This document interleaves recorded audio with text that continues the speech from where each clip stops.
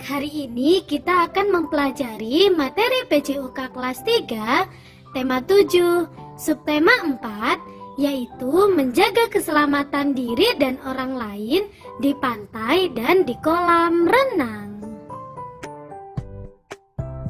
Selain berenang di kolam renang, biasanya anak-anak juga senang berenang di pantai. Berenang adalah aktivitas yang menyenangkan. Hampir setiap anak senang berenang. Tetapi meskipun berenang adalah hal yang menyenangkan, tetapi tetap memiliki resiko bahaya, misalnya tenggelam. Nah, maka dari itu, pada saat berenang di kolam renang maupun berenang di pantai, kita harus menjaga keselamatan diri dan keselamatan orang lain. Selanjutnya, kita akan belajar cara menjaga keselamatan diri dan orang lain ketika berenang di pantai. Cara menjaga keselamatan diri dan orang lain ketika berada di pantai yaitu: yang pertama, memperhatikan teman yang bermain di pantai. Yang kedua, menemani teman yang melakukan kegiatan di pantai. Dan yang ketiga, mengingatkan teman jika ada ombak yang besar. Yang keempat, mengingatkan teman agar tidak berenang terlalu jauh ke laut. Dan yang kelima, menyingkirkan benda tajam yang ada di dalam air. Nah, selanjutnya kita akan mempelajari cara menjaga keselamatan diri dan orang lain ketika berada di kolam renang. Cara menjaga keselamatan diri dan orang lain ketika berada di kolam renang yaitu dengan mematuhi peraturan kolam renang. Peraturan kolam renang harus dipatuhi oleh semua pengunjung kolam renang, baik laki-laki atau perempuan, dan anak-anak ataupun orang dewasa. Berikut ini adalah peraturan yang ada di kolam renang.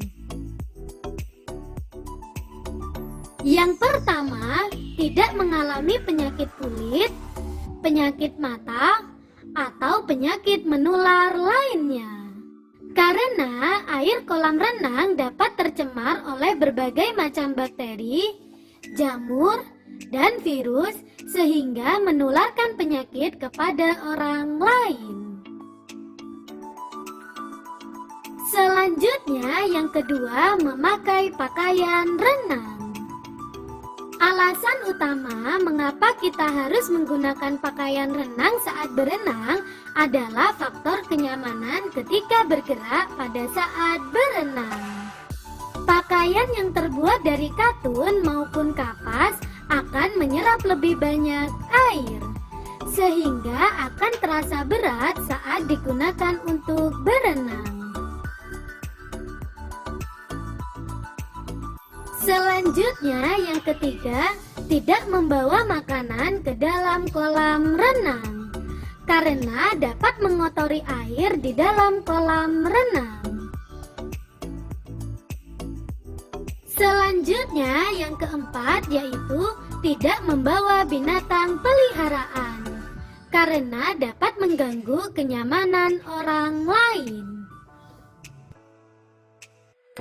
Selanjutnya, yang kelima yaitu membilas seluruh anggota tubuh sebelum berenang. Hal ini dilakukan agar kotoran di tubuh tidak terbawa ke air dan membahayakan pemakai kolam renang yang lain. Selanjutnya, yang keenam yaitu tidak meludah dan buang air kecil di kolam renang. Karena dapat menyebabkan berbagai penyakit yang berbahaya, bagi kesehatan diri sendiri dan orang lain. Efek secara langsung yaitu kolam renang menjadi kotor dan bau.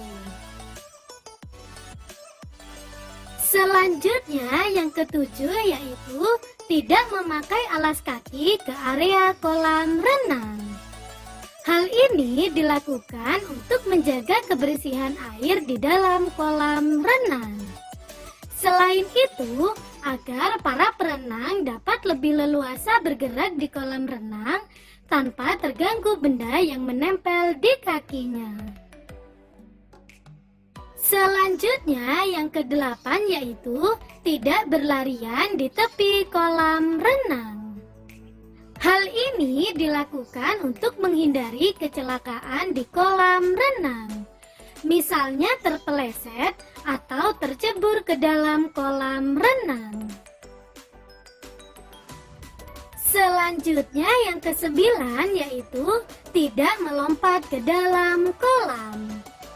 Melompat ke dalam kolam dapat menimbulkan resiko cedera.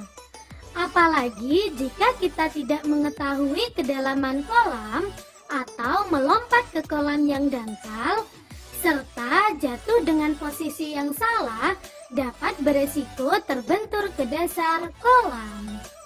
Hal ini menimbulkan cedera serius, bahkan menyebabkan kematian.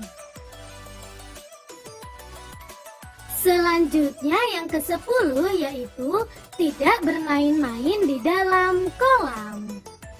Misalnya seperti bercanda berlebihan atau bermain gendong-gendongan di sekitar area kolam renang. Hal ini berbahaya karena dapat melukai diri sendiri dan orang lain. Terima kasih, semoga bermanfaat dan sampai jumpa di video berikutnya.